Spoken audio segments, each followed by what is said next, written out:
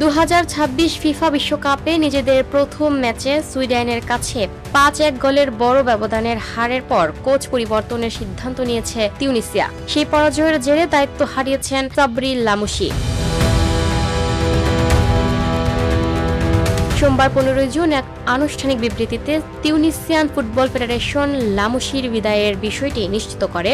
একই সঙ্গে নতুন প্রধান কোচ হিসেবে হার্বে রেনার্ডের নিয়োগের ঘোষণাও দেওয়া হয়। ফেডারেশনের বিবৃতিতে বলা হয়, 2026 বিশ্বকাপের বাকি সময়ের জন্য জাতীয় দলের কোচ হিসেবে হার্বে রেনার্ডোকে নিয়োগ দেওয়া হয়েছে। তিনি সোমবার সন্ধ্যা থেকেই দায়িত্ব গ্রহণ করবেন। তার আর্থিক সুবিধাগুলো আগের চুক্তির শর্ত অনুযায়ী বহাল থাকবে। এছাড়া বিশ্বকাপ শেষে উভয় পক্ষের মধ্যে দীর্ঘমেয়াদী সহযোগিতার বিষয়ে আলোচনা হবে বলেও জানানো হয়েছে। সেই আলোচনা নির্দিষ্ট ক্রিয়া লক্ষ্য ভবিষ্যৎ পরিকল্পনার ভিত্তিতে পরিচালিত হবে।